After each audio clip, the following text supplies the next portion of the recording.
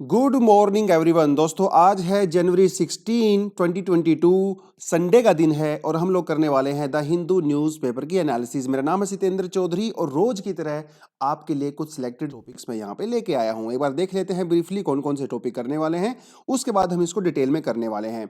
देखिए, जो कमीशन ने रैलीज के ऊपर बैन लगाया था, पॉलिटिकल जो रैलीज होती हैं, बिकॉज 5 राज्यों में इलेक्शंस होने वाले हैं, उनको फर्दर एक्सटेंड कर दिया गया है।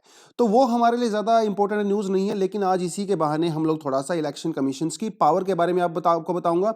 इलेक्शन कमीशन के पास एक्चुअली 3 तरह की पावर होती है। कौन सी पावर होती हैं उसके बारे में थोड़ा सा चर्चा करेंगे फ्रॉम आवर एग्जाम्स परस्पेक्टिव। अगली जो न्यूज़ रहने वाली है that is going to be about the republic day parade. देखिए, इसके अंदर कुछ जो सेंट्रल एशियन कंट्रीज के जो प्रेसिडेंट आने वाले थे, अभी वो नहीं आएंगे। ऐसा हो सकता है कि नहीं आएंगे, तो हल्की सी छोटी सी न्यूज़ है, कोई खास इंपॉर्टेंट न्यूज़ नहीं है। ये वाली जो न्यूज़ आपके लिए इंपॉर्टेंट हो सकती है, लिपू लेक के अंदर हम लोगों ने एक सड़क बनाई है। वो सड़क क्यों बनाई है, उसकी लोकेशन क्या है, तो ये थोड़ा सा मामला आपका समझाने की कोशिश करूंगा। तो जियोग्राफी के पर्सपेक्टिव से हम इसको थोड़ा सा कर सकते हैं। अगर आपको इसको जीएस पेपर 2 के पर्सपेक्टिव से पढ़ना है ना, तो आप इंडिया नेपाल रिलेशन के बारे में पढ़ सकते हो। स्पेशली पिछले कुछ सालों में जब से काला पानी वाला इशू हुआ था ना, तब से थोड़ा सा आप इसको पढ़ सकते हो जीएस पेपर 2 के हिसाब से। आज में हम सिर्फ थोड़ा सा आपको ज्योग्राफी को लोकेशंस वगैरह बताऊंगा, उससे ज़्यादा कुछ नहीं करेंगे। आज की जो अगली न्यूज़ रहने वाली है वो रहने वाली है ब्रह्मोस के बारे में। ब्रह्मोस के बारे में पहले भी हम लोग एक बार चर्चा कर चुके हैं, इसलिए ज़्यादा समय मैं यहाँ पे नहीं लूंगा। ब्रीफली आपको थोड़ा सा ब्रह्मोस के बारे में बताऊंगा और उस डील के बारे में बताऊंगा जो हमने अभी फिलीपींस के साथ की है। ठीक है जी। अगली जो न्यूज़ रहेगी वो रहेगी रेयर अर्थ एलिमेंट्स के बारे में। रेयर अर्थ मेटल्स भी कह सकते हो, एलिमेंट्स भी कह सकते हो। तो इसके बारे में हल्का सा ब्रीफली देखेंगे ये क्या होते हैं और ये पूरे का पूरा मामला क्या है। देखिए, नया टॉपिक है ना, अब मेरे ख्याल से आज से पहले हम लोगों ने रेयर अर्थ मेटल के बारे में पढ़ा नहीं है, तो पहली बार है, पढ़ लेंगे, थोड़ा सा जान लेंगे।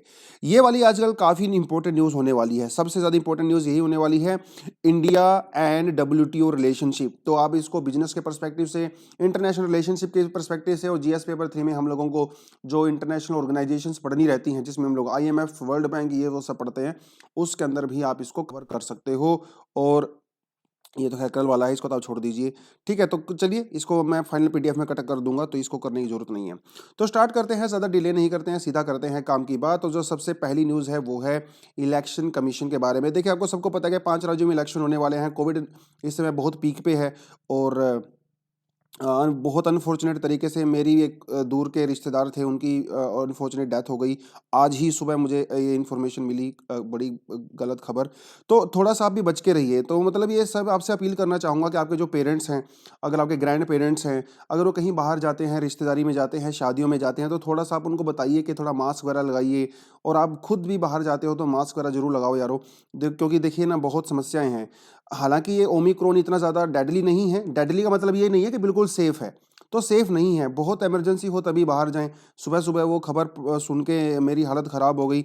तो थोड़ा सा प्लीज़ आप अपना ध्यान रखिए, अपनी फैमिली वालों का भी ध्यान रखिए। तो कोविड की सिचुएशन क्योंकि इतनी ख़राब है ही है पहले से ही कंट्री में, तो जो 5 राज्यों में जो रैलीज होती हैं, पॉलिटिकल रैलीज, ऑलरेडी वो 15 जनवरी के लिए एक्सटेंड कर दी गई थी, लेकिन अभी उसकी डेट को बढ़ा दिया है। तो 22 जनवरी तक अभी कोई भी पॉलिटिकल रैली नहीं हो सकती है। तो जब हम इलेक्शन कमीशन के बारे में बात करते हैं, तो थोड़ी बहुत हमें इलेक्शन कमीशन की पावर्स वगैरह के बारे में भी पता होना चाहिए। देखिए, इलेक्शन कमीशन जो है कॉन्स्टिट्यूशनल बॉडी है, राइट। कॉन्स्टिट्यूशनल बॉडी का मतलब ये होता है कि कॉन्स्टिट्यूशन के अंदर वो उसको मेंशन किया गया है, उसकी पावर्स क्या होंगी, वो सारी सारी चीज़ें। तो हमारा जो आर्टिकल 324 है और उसके अलावा आसपास के जो दूसरे आर्टिकल हैं, इसके बारे में बात करते हैं। लेकिन देखिए, इलेक्शन कमीशन एक पावरफुल बॉडी है। इलेक्शन कमीशन की इंपॉर्टेंस के बारे में आपको ऑलरेडी मैं बता चुका हूँ ना, कि डेमोक्रेसी को अगर आपको इंटैक्ट रखना है, तो उसके लिए इलेक्शन कमीशन का फ्री होना चाहिए, फेयर होना चाहिए और फ्री ऑफ एनी प्रेशर होना चाहिए। तो एक्चुअली इलेक्शन कमीशन के पास 3 तरह की पावर होती हैं। पहली जो दोस्तों पावर होती है वो होती है एडमिनिस्ट्रेटिव पावर, तो इसमें तो कोई डाउट ही नहीं है। दूसरी तरह की जो हमारे पास पावर होती है, उसे आप कह सकते हो क्वासी जुडिशियल भी होती है, क्वासी जुडिशियल। ठीक है, प्रॉपर तरह से जुडिशियल नहीं होती, लेकिन क्वासी जुडिशियल होती है। तीसरी तरह की जो पावर होती है वो होती है एडवाइजरी पावर्स। ठीक है, एडवाइजरी पावर्स। देखिए, कोई भी बॉडी अगर वो किसी डिस्प्यूट वगैरह को सोल्व रखने की पावर उसके पास है, तो उसे हम लोग क्वासी जुडिशियल बॉडी कहते हैं।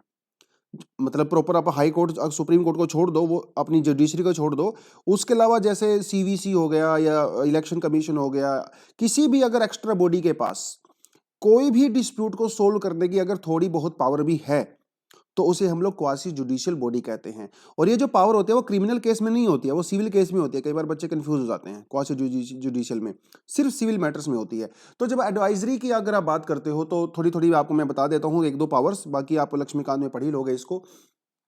पहली बात तो हमारे पास वो डीलिमिटेशन कमीशन एक्ट होता है ना, जिसके तहत क्या होता है कि किसी भी राज्य के अंदर या जब कंट्री के अंदर कॉन्स्टिट्यूंसी जो होती है एमएलएज की, एमपीज की, उसको डीलिमिटेट करने का मतलब या फिर उसकी लिमिट को डिसाइड करने की जो पावर होती है वो इलेक्शन कमीशन के पास होती है। और ये मुद्दा थोड़े दिन पहले था भी, जब जम्मू एंड कश्मीर के अंदर क्या हुआ था, वहां पे डीलिमिटेशन कमीशन हुआ था और जम्मू को एक्स्ट्रा सीट अलॉट कर दी गई थी।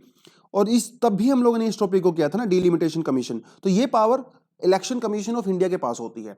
उसके अलावा अगर किसी नई पॉलिटिकल पार्टी को अगर रजिस्टर करना है, उसको सिंबल अगर अलॉट करना है, तो वो पावर भी इलेक्शन कमीशन ऑफ इंडिया के पास होती है। जो टॉपिक हम लोगों को एक्चुअली कल करना था इंडियन एक्सप्रेस के न्यूज़पेपर में, लेकिन वो थोड़ा सा शायद वो कहीं से स्किप हो गया होगा, क्योंकि मैं डायरेक्टली न्यूज़पेपर से उसको कर रहा था। तो वो अगर किसी पॉलिटिकल पार्टी को कोई सिंबल देना है, कोई उसको इलेक्शन के लिए कोई रजिस्टर करना है, तो वो पावर भी उसके पास होती है। उसके अलावा जो कैंडिडेट होते हैं जो इलेक्शन लड़ते हैं, वो जो खर्चा करते हैं, एक्सपेंसेस जो करते हैं, या उस एक्सपेंसेस का हिसाब किताब रखने का काम भी जो है इलेक्शन कमीशन ऑफ इंडिया के पास ही होता है। हिसाब किताब का मतलब मेरा ये है कि पॉलिटिकल पार्टी जितना पैसा खर्चा करेंगी उसके ऊपर जो चेक वगैरह किया जाता है वो इलेक्शन कमीशन के पास पावर होती है। उसके अलावा जो मेंबर ऑफ पार्लियामेंट्स हमारे होते हैं, उनकी अगर डिसक्वालिफिकेशन की बात आती है, तो डिसक्वालिफिकेशन के लिए प्रेसिडेंट ऑफ इंडिया ही उसको डिसक्वालीफाई करता है, लेकिन इलेक्शन कमीशन ऑफ इंडिया की हेल्प से। ठीक है। उसके अलावा हाई कोर्ट और सुप्रीम कोर्ट को अगर जैसे मान लो इलेक्शन हुए, इलेक्शन होने के बाद अगर कोई डिस्प्यूट होता है, वहां पे कोई धांधली हुआ, फ्रॉड हुआ या फिर कुछ भी होता है, तो अगर कोई डिस्प्यूट होता है पोस्ट इलेक्शंस, ठीक है, तो वो मामला कहां जाएगा, वो जाएगा हाई कोर्ट में या सुप्रीम कोर्ट में। लेकिन उस मामले में भी हाई कोर्ट और supreme court election commission of India advise करता है। तो ये इसके एडवाइजरी फंक्शंस होते हैं। ठीक है। उसके अलावा अगर पॉलिटिकल पार्टीज के बीच में कोई डिस्प्यूट हो गया हो किसी चीज को लेके, पार्टी को सिंबल अगर गलत अलॉट कर दिया है या कोई और उसको रिकॉग्नाइज अलग गलत तरीके से कर दिया है, अगर इस तरह का कोई डिस्प्यूट होता है पॉलिटिकल पार्टीज के बीच में, तो उस डिस्प्यूट को election commission of India he settle करता है। इसलिए तो इसको क्वासी जुडिशियल बॉडी भी कहा जाता है, राइट। उसके अलावा जैसे मान लो जो हमारा स्टेट इलेक्शन कमीशन होता है, जो कि पंचायत के लिए या म्यूनसिपैलिटीज वगैरह में जो इलेक्शन करने के ये रिस्पॉन्सिबल होता है, state election commission. State election commission जो है वो सेंट्रल इलेक्शन कमीशन, मतलब हमारा बेसिक जो main election commission of India है, उसके लिए आंसरेबल होता है। ठीक है। तो जो म्यूनसिपैलिटी पंचायत के इलेक्शन होते हैं, यहाँ पे स्टेट इलेक्शन कमीशन जो है वो काम करता है, which is answerable to the election commission of India. तो ये कुछ कुछ पावर्स होती हैं, इससे कुछ आर्टिकल्स होते हैं जो आपको याद होने चाहिए एग्जाम के पर्सपेक्टिव से। सारे आर्टिकल तो नहीं, लेकिन थोड़े बहुत आर्टिकल आपको पता होना चाहिए। इलेक्शन कमीशन ऑफ के हमारे जो 3 कमिश्नर्स होते हैं, उनकी क्या क्या क्वालिफिकेशंस होती हैं, है ना, वो किसको रिजाइन करते हैं, उनको कौन अपॉइंट करता है, वो सारी चीज़ें भी आपको पता होनी चाहिए। मेरे ख्याल से परसों हम लोगों ने एक एडिटोरियल भी किया था, जिसमें हम लोगों ने इलेक्शन कमीशन ऑफ इंडिया के जो अपॉइंटमेंट की जाती है उनके बारे में हम लोगों ने डिटेल में चर्चा की थी। तो इलेक्शन कमीशन ऑफ इंडिया बहुत ही इंपॉर्टेंट बॉडी है, और एग्जाम के लिए आपके जो लक्ष्मीकांत है उसमें ज़बरदस्त कंटेंट दिया हुआ है, तो वो भी आप जाके ज़रूर करें। ठीक है। चलिए, तो ये लिपु लेख लाग वाला इशू है, देखिए इसको आप छोड़ दीजिए, इसको मैं काट दूंगा, ये तो पुराने वाला है। लेकिन ये मामला है, देखिए लिपु लेखा, मोदी जी ने ट्वीट करके कुछ कहा था, इन्होंने कहा था कि लिपु लेखला जो है उसके ऊपर हम लोगों ने अपना एक स्टैंड कर दिया है। देखिए पूरा मामला क्या है, थोड़ा सा आपको मैं बता देता हूँ। अगर आप इस मैप को ध्यान से देखें तो देखिए ये है उत्तराखंड, और ये है इधर नेपाल, ऊपर है ये आपका तिब्बत, चाइना का पार्ट है जो, और यहाँ पे जो है मानसरोवर लेक है। ठीक है, मानसरोवर लेक, और यहीं पे जो है मानसरोवर की यात्रा करने के लिए हिंदू पिलग्रिमेज जो है वो जाते हैं। कैलाश मानसरोवर आपको सबको पता होगा, तो थोड़ा सा अगर आप मानसरोवर लेक से थोड़ा सा ऊपर जाओगे ना, यहाँ पे कैलाश जो है वो है, जिसे भगवान शिव का जो है पीठ भी कहा जाता है, कि मतलब वहाँ पे विराजमान होते हैं भगवान शिव पार्वती जी के साथ, ऐसा माना जाता है। तो ये पिलग्रिमेज साइट तो है ही है, तो डेफिनेटली यहाँ पे हमें सड़क की रिक्वायरमेंट है, क्योंकि अगर आपको अभी अगर वहाँ पे जाना है ना, तो आपको बहुत सारे अलग अलग जगह से घूम के जाना पड़ता है। बहुत लोग सिक्किम वाले रूट से जाते हैं, कुछ लोग हिमाचल वाले रूट से जाते हैं। तो सरकार ने क्या किया, यहाँ पे एक सड़क बनाई, तो ये है यहाँ पे लिपु लेखला। ठीक है, लिपु लेखला। लिपु लेखला दोस्तों अगर एग्जाम में पूछा जाए तो ये ट्राई जंक्शन के ऊपर आता है। लिपु लेखला ट्राई जंक्शन के ऊपर आता है, एक तरफ है उत्तराखंड, एक तरफ है नेपाल, और एक तरफ है तिब्बत। जहां पे तीनों पॉइंट मिलते हैं ना, यहां पे आपका आता है लिपु लेखला। एग्जाम में क्वेश्चन पूछा जा सकता है। अब हम लोगों ने क्या किया, लिपु लेखला से सड़क बनाई। ठीक है, देखिए ये रहा यहाँ पे आपका लिपु लेखला। थोड़ा सा ये आपको डॉट दिख रहा होगा, यहाँ पे है ये काला पानी, छोटा सा टाउन है, ये है लिपुलेखला, राइट। काला पानी भी न्यूज़ में था। तो यहाँ से हम लोगों ने सड़क निकाली, तो मोदी जी ने जो इसी बारे में ट्वीट किया, देखिए ये रहा माउंट कैलाश, तो जहाँ पे भोले के दर्शन करने जाते हैं लोग, और ये है लेक मानसरोवर।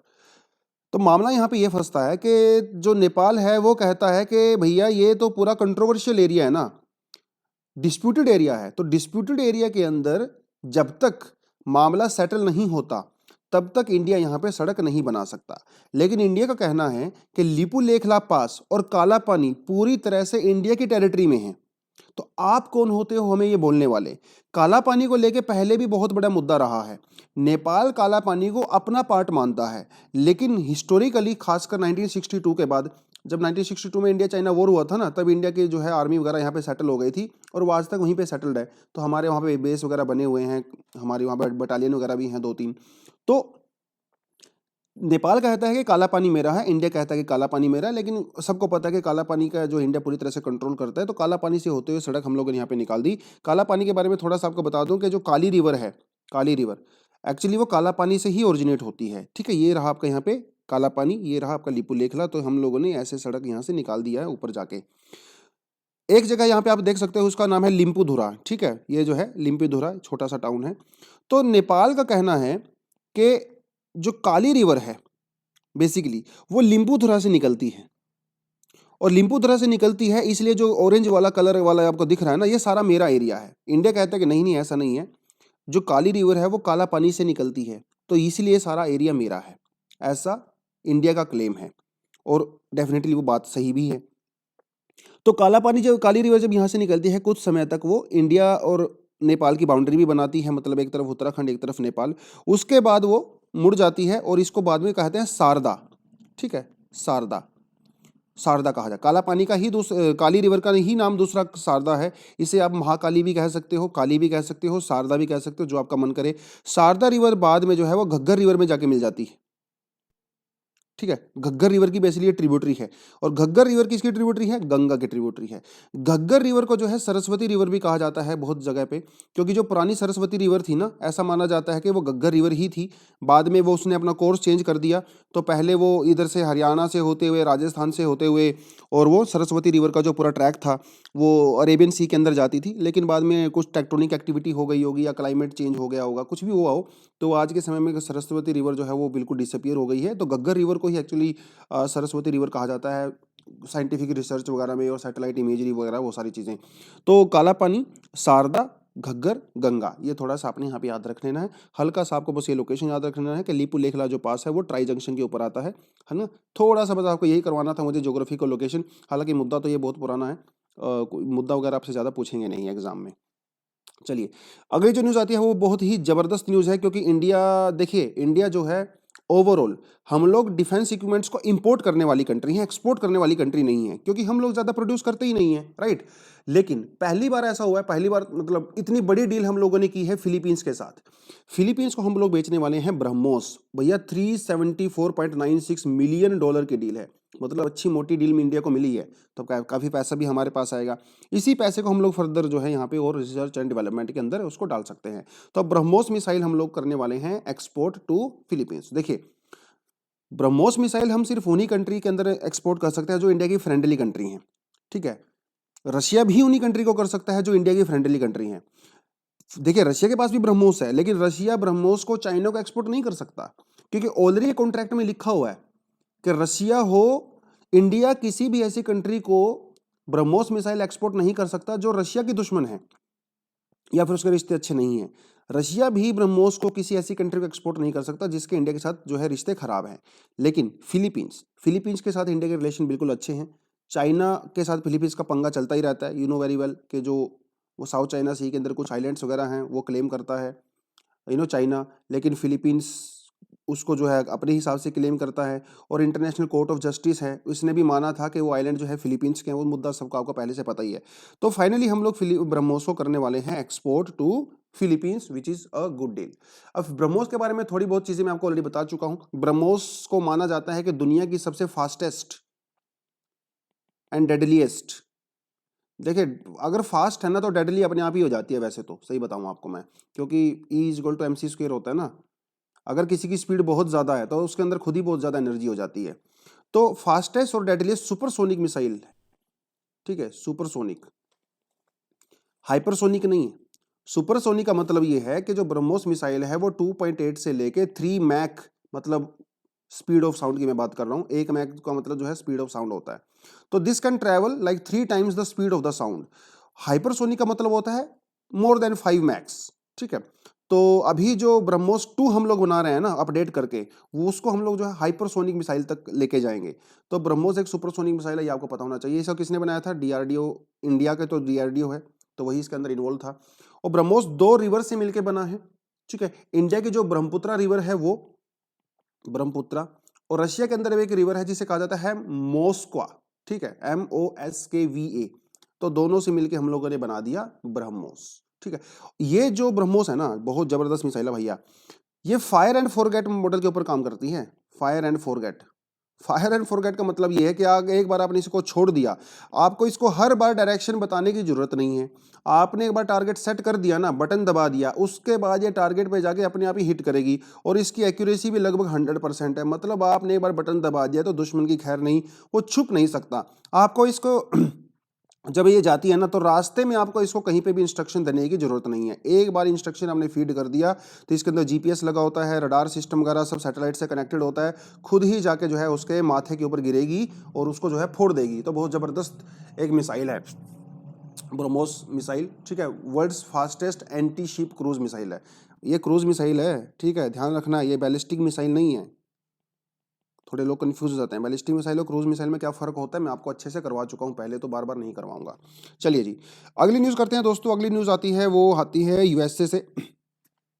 हालांकि न्यूज़ तो ये रेयर अर्थ सप्लाई के बारे में है, यूएसए का तो वैसे एंगल है। तो बात ऐसी है कि यूएसए के कांग्रेस के अंदर एक बिल पास हुआ है, और उस बिल में ये कहा गया है कि यूएसए को रेयर अर्थ मेटल के ऊपर चाइना के ऊपर डिपेंड होने की जरूरत नहीं है। यूएसए को खुद रेयर अर्थ मेटल के लिए अपना यहाँ पे स्टॉक बनाना पड़ेगा। वो एक अलग मुद्दा है, वो हमारे काम का नहीं है। हमारे काम का मतलब ये है कि रेयर अर्थ मेटल एक्चुअली होते क्या है। देखिए, इस समय दुनिया में इस समय 70 से 80% जो रेयर अर्थ मेटल की सप्लाई होती है उसको चाइना कंट्रोल करता है। मतलब चाइना की मोनोपोली है रेयर अर्थ मेटल में। और रेयर अर्थ मेटल बहुत क्रूशियल होते हैं, बहुत सारी चीज़ों में काम आते हैं, ठीक है। Petroleum refining, diesel additives, chemical processing, pigmentation, fertiliser वगैरह, कैपेसिटर, रेफ्रिजरेटर वगैरह जो बनाने होते हैं, सेमीकंडक्टर्स वगैरह, सेंसर्स जो बनाने होते हैं, सैटेलाइट्स में बहुत ज़्यादा यूज़ होते हैं। आपके जो मोबाइल फोन्स, लैपटॉप्स वगैरह, उनमें सब जगह यूज़ होते हैं। एक्सरे इमेजिंग वगैरह आप करते हो, लेजर, फाइबर ऑप्टिक्स, बहुत सारे यूज़ हैं। और इसको कंट्रोल कौन करता है? चाइना।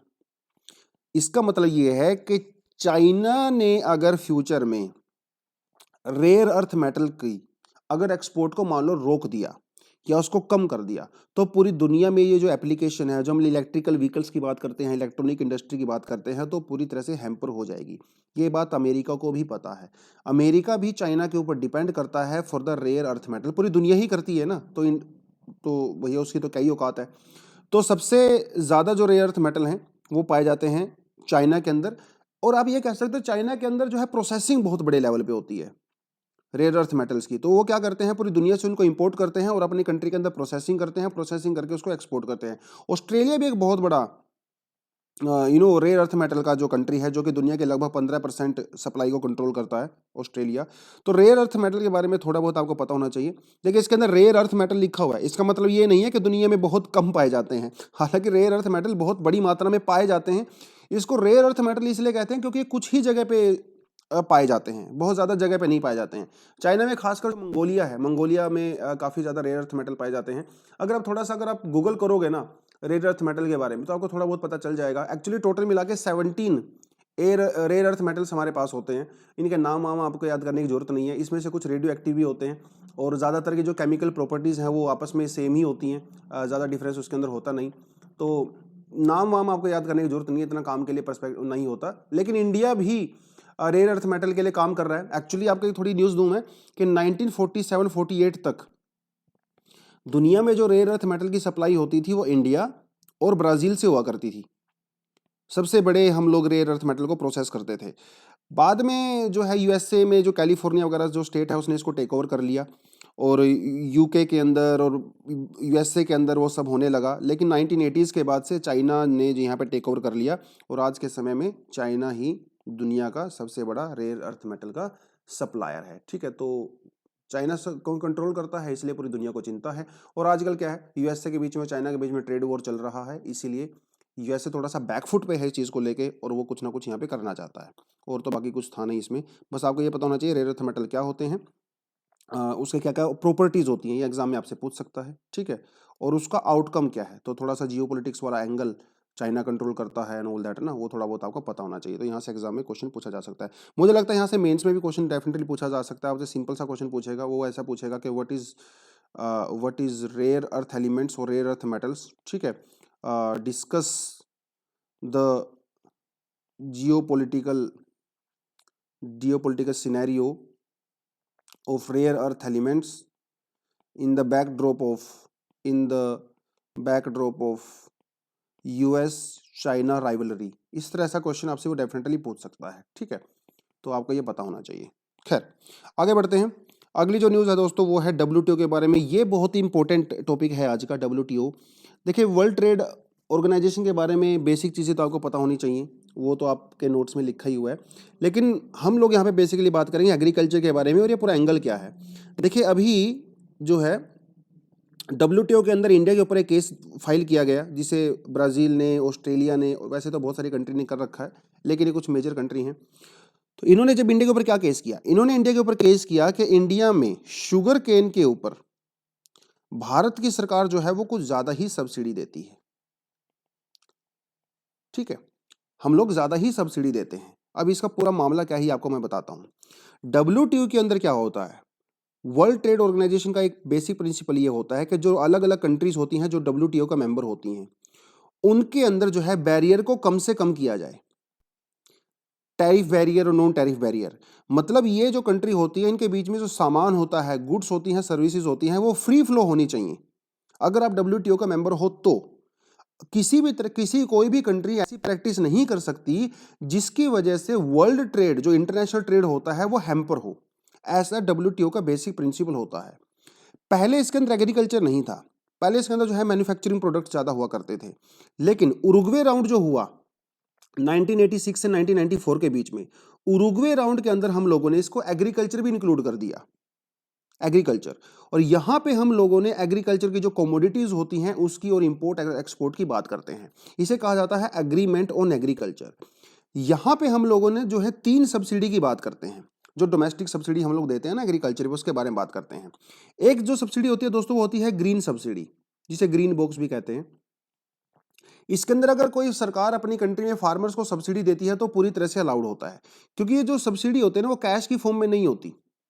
ठीक है, वो इनिशिएटिव की फॉर्म में होती है। मान लो सरकार ने कोई इरिगेशन के लिए अगर कोई स्टेप वगैरह लिया है ना, उसके लिए होती है। दूसरी जो हमारे पास सब्सिडी होती है, ठीक है, वो होती है हमारे पास ब्लू सब्सिडी। ठीक है, या ब्लू बॉक्स भी आप इसको कह सकते हो। ब्लू बॉक्स के अंदर भी सब्सिडीज अलाउड होती हैं। ठीक है, लेकिन तीसरी हमारे पास आती है, वो आती है, उसे कहते हैं amber box, AMBER, amber box. Amber box के अंदर अगर कोई सरकार अपने किसानों को 10% से ज्यादा सब्सिडी देती है तो वो बिल्कुल भी अलाउड नहीं है। ठीक है, क्योंकि अगर कोई भी सरकार अपने किसानों के किसी भी प्रोडक्ट के ऊपर 10% से ज्यादा सब्सिडी देती है तो ऐसा माना जाता है कि इससे इंटरनेशनल ट्रेड पूरी तरह से हैम्पर होता है, and this is illegal under the agreement of WTO।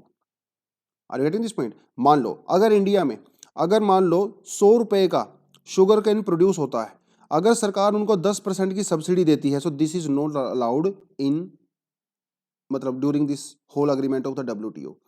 तो ऑस्ट्रेलिया ने, ब्राजील ने, ठीक है, कुछ कंट्रीज ने इंडिया के ऊपर ये एलिगेशंस लगाए हैं कि इंडिया में जो सब्सिडी दी जाती है शुगर केन के ऊपर वो 10% से ज़्यादा है, which is illegal, and that is why they complained against India. देखिए, उनका कहना है, जैसे हम लोग MSP की बात करते हैं ना, MSP की बात करते हैं, मिनिमम सपोर्ट प्राइस की बात करते हैं, इसी तरह का हम लोग minimum support price sugarcane के ऊपर भी तो देते हैं, है ना। प्रोक्योरमेंट प्राइस हम लोग देते हैं, FRP जिसको कहा जाता है, फेयर एंड प्रोक्योरमेंट प्राइस, ये सरकार देती है। स्टेट गवर्नमेंट अलग से देती है, सेंट्रल गवर्नमेंट अलग से देती है। It is just like an MSP। इनका कहना है कि भारत की सरकार किसानों को कुछ ज्यादा ही एमएसपी देती है, ज्यादा ही सब्सिडी देती है, जिसकी वजह से इंडिया में ओवरऑल शुगर की प्रोडक्शन हो जाती है ज्यादा। डेफिनेटली सीधी सी बात है, अगर सरकार सब्सिडी देगी तो किसान ज्यादा प्रोड्यूस करेंगे, शुगर को ज्यादा प्रोड्यूस करने की वजह से लो प्राइस हो जाता है। इंटरनेशनल मार्केट में शुगर का प्राइस गिर जाता है क्योंकि सरकार ज्यादा सब्सिडी देती है। इसका एक इंपैक्ट शुगर मिल्स के ऊपर होता है, शुगर मिल्स के ऊपर, क्योंकि डिमांड शुगर की बहुत ज्यादा नहीं है लेकिन सप्लाई बहुत ज्यादा है, क्योंकि सरकार उनको सब्सिडी देती है, जिसकी वजह से हमारे यहाँ पे जो शुगर मिल्स होते हैं वो किसानों को पैसा नहीं दे पाते। अब सरकार को जब शुगर मिल पैसा नहीं दे पाएंगे तो शुगर मिल घाटे में चले जाएंगे, शुगर मिल घाटे में जाएंगे तो शुगर मिल बंद हो जाएगी, शुगर मिल बंद हो जाएगी तो समस्याएं दूसरी खड़ी हो जाएंगी। इसलिए सरकार जो है time to time sugar mills को वेवर भी देती है। अभी थोड़े समय पहले जो है 3500 करोड़ रुपीस दिया था। सरकार ने शुगर मिल्स को अलाउ कर रखा है कि वो शुगर को एक्सपोर्ट भी कर सकती है, लेकिन क्योंकि शुगर की सप्लाई इतनी ज्यादा है हमारे यहाँ पे, तो वो एक्सपोर्ट जो हम लोग करते हैं वो सस्ते दाम पे करते हैं, जिसकी वजह से इंटरनेशनल ट्रेड पूरी तरह से हैम्पर हो जाता है। क्योंकि इंडिया की चीनी इंटरनेशनल मार्केट में काफी सस्ती है, ब्राजील की चीनी महंगी है, ऑस्ट्रेलिया की चीनी महंगी है, और जो दूसरी कंट्री है उनकी चीनी महंगी हो जाती है, जिसकी वजह से इंटरनेशनल ट्रेड पूरी तरह से डिस्टोर्ट हो जाता है। ऐसे एलिगेशंस इंडिया के ऊपर लगाए गए हैं जो कि सही भी हैं। डब्ल्यूटीओ के जो डिस्प्यूट सेटलमेंट जो मैकेनिज्म है उसने उन कंट्री के क्लेम को माना है और उन्होंने इंडिया को साफ साफ कहा है कि आप अपनी कंट्री में इतनी ज्यादा हाई लेवल ऑफ सब्सिडी नहीं दे सकते, which is against the principle of WTO. Are you getting this point? उसी केस के अगेंस्ट में इंडिया ने अभी अपील की है डब्ल्यूटीओ के अंदर दोबारा से कि सर आप इस पर दोबारा से विचार कर लीजिए, क्योंकि मेरे यहाँ पे मजबूरी है। अगर किसान, देखिए मेरे यहाँ पे 5 करोड़ से ज्यादा किसान जो है ना, 5 करोड़ से ज्यादा किसान वो शुगर के ऊपर डायरेक्टली और इनडायरेक्टली डिपेंड करते हैं, उनकी एम्प्लॉयमेंट और उनका पूरा रोजी रोटी। अगर मैं उनको सब्सिडी नहीं दूंगा तो मेरे कंट्री में नुकसान हो जाएगा, लेकिन उन्होंने इसकी बात को नहीं माना। अभी देखते हैं जब अपील होगी तो क्या होगा। अब सरकार के पास जो है एक्स्ट्रा जब शुगर की सप्लाई आ गई है तो उन्होंने क्या सोल्यूशन निकाला? उन्होंने सोल्यूशन ये निकाला कि हमारा जो पेट्रोलियम प्रोडक्ट्स होते हैं, जैसे हमारा जो डीजल पेट्रोल होती है उसके अंदर हम लोग इसको ब्लेंडिंग करेंगे, जिसे हम लोग इथेनॉल ब्लेंडिंग कहते हैं। तो हम लोग शुगर से इथेनॉल को प्रोड्यूस करेंगे, उस इथेनॉल को पेट्रोल और डीजल के अंदर मिक्स करेंगे और आपकी गाड़ियां उससे चलेंगी। इससे दो फायदे होंगे। इससे एक तो फायदा ये होगा कि जो एक्सेस प्रोडक्शन थी शुगर की उसको हम लोग यहाँ पे कंज्यूम कर सकते हैं। दूसरा बेनिफिट ये होगा कि जो हम लोग डीजल और पेट्रोल को इंपोर्ट करते हैं बाहर से, पेट्रोलियम प्रोडक्ट्स को, उनके ऊपर डिपेंडेंसी हमारी कम होगी। सुनने में तो बहुत अच्छा लग रहा है, लेकिन ये कितना इंपैक्टफुल होगा ये फ्यूचर जाने। अब ये जो इन्होंने एलिगेशन इंडिया के ऊपर लगाई है, तो इंडिया का कहना है कि देखिए सर, ये बिल्कुल भी डब्ल्यूटीओ के प्रिंसिपल के अगेंस्ट में नहीं है, क्योंकि मैं किसानों को डायरेक्ट सब्सिडी नहीं देता, मतलब उनके खाते में डायरेक्ट पैसे नहीं डालता। लेकिन उनका कहना है कि भैया आप डायरेक्ट खाते में पैसा नहीं डाल रहे हो वो अलग बात है, लेकिन आपने जो 3500 करोड़ रुपए और उससे पहले 2000 करोड़ रुपए जो आपने शुगर मिल को वेवर दिया था वो क्या था? वो भी तो एक तरह से डायरेक्ट सब्सिडी ही हुई ना। तो ये इंडिया ने जो आर्गुमेंट दिया है वो पूरी तरह से कन्विंसिंग नहीं है, और ऐसा माना जा रहा है कि 99% चांस हैं कि इंडिया ने जो अपील की है वहां पे भी इंडिया विल लूज। और अगर इंडिया लूज करता है तो इसका रेमिफिकेशन क्या होगा? इसके दो रेमिफिकेशन हो सकते हैं। पहला, इंडिया को सब्सिडी कम करनी पड़ेगी, ठीक है, तो एमआरपी जो हम लोग एमएसपी जो देते हैं, एफआरपी जो देते हैं वो कम करना पड़ेगा, जिसका हमारे यहाँ पे पॉलिटिकल एकदम पूरे का पूरा डैमेज हो जाएगा। दूसरा यहाँ पे रेमिफिकेशन ये होगा, अगर इंडिया सब्सिडी को कम नहीं करता है तो इंडिया के ऊपर जो है सैंक्शंस लगाए जा सकते हैं, ठीक है। इंडिया के जो सामान हम लोग बाहर दूसरी कंट्री में भेजते हैं उसके ऊपर एक्स्ट्रा एक्सपोर्ट ड्यूटी लगाई जा सकती है, जिससे इंडिया का सामान महंगा हो जाएगा, और अगर इंडिया का सामान महंगा होगा तो हमारा जो एक्सपोर्ट है वो कम हो जाएगा, और हमारा जो फॉरेन एक्सचेंज रिजर्व है वो भी कम हो जाएगा। तो ये पूरे का पूरा मामला आपको यहाँ पे समझने की जरूरत है। तो पहला तो आपको ये पता होना चाहिए कि डब्ल्यूटीओ का प्रिंसिपल क्या होता है, ठीक है। उरुग्वे राउंड के बारे में आपको पता होना चाहिए, जहाँ पे हम लोगों ने एग्रीकल्चर के बारे में बात की, जिसे हम लोग एग्रीमेंट ऑन एग्रीकल्चर कहते हैं। यहाँ पे 3 तरह की बॉक्सेस होते हैं। ग्रीन बॉक्स होता है हमारे यहाँ पे, ब्लू बॉक्स होता है, और एक एम्बर बॉक्स होता है ना। 3 तरह की सब्सिडी होती है। एम्बर बॉक्स वाली सब्सिडी जो है पूरी तरह से इलीगल होती है, जिसको पूरी अलाउड नहीं किया जाता है। अगर कोई 10% से ज़्यादा सब्सिडी देता है तो उसको एम्बर बॉक्स के अंदर रखा जाता है, जो कि इंडिया इस समय शुगर के ऊपर देता है, राइट। तो ये पूरे का पूरा मामला है शुगर वाला। शुगर के ऊपर अगर आप ज़्यादा सब्सिडी दोगे तो इससे शुगर की जो है सप्लाई बहुत ज़्यादा बढ़ जाएगी, और जब सप्लाई बढ़ जाती है तो क्या होता है, दाम कम हो जाते हैं, है ना, लो प्राइस। लो प्राइस का मतलब यह है कि इंडिया का जो एक्सपोर्ट होता है शुगर, वो दूसरी कंट्री में जो है सस्ता हो जाता है। सस्ता होने से उनका जो प्रोडक्ट होता है वो मार्केट से गायब हो जाता है ना, और इंडिया का सामान जो है वो सस्ता हो जाता है। तो इससे जो इंटरनेशनल ट्रेड है वो बेसिकली पूरी तरह से डिस्टोर्ट हो जाती है, जिसके लिए WTO के अंदर उन्होंने केस फाइल किया था and India lost this case unfortunately, right. तो ये थोड़ा सा मामला आपको पता होना चाहिए। वैसे भी जो डेवलपिंग कंट्रीज हैं, खासकर इंडिया की मैं बात कर रहा हूँ, क्योंकि इंडिया की जो इकोनॉमी है पूरा एग्रीकल्चर के ऊपर डिपेंड करती है, राइट। मोस्टली एम्प्लॉयमेंट हुआ या जो की चीज़ें, हमारी बहुत सारी मैन्युफैक्चरिंग इंडस्ट्री भी डायरेक्टली और इनडायरेक्टली एग्रीकल्चर के ऊपर ही डिपेंड करती है।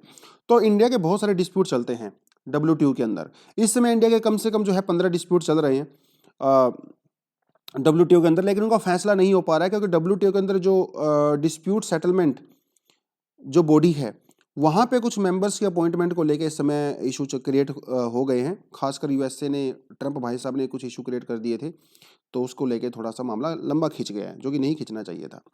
अगली जो न्यूज़ आती है दोस्तों, आती है इंडिया चाइना की जो ट्रेड है 2021 में $125 बिलियन को भी क्रॉस कर चुकी है। मतलब इस समय इंडिया चाइना जो है सबसे बड़े ट्रेड पार्टनर हैं। 2019 में जितना ट्रेड होता था, 2020 में जितना ट्रेड होता था, अभी वो ट्रेड उनके लगभग जो है 22 से 30% ज़्यादा हो गया है। तो चाहे आप कुछ भी बोलते रहें, चाइना का सामान ये है, चाइना का सामान वो है, चाहे सरकार इलेक्शन में कुछ भी बोलती रहे, हम चाइना को ये कर देंगे वो कर देंगे, लेकिन सच्चाई यही है कि चाइना से हमारा ट्रेड लगातार इंक्रीज हो रहा है।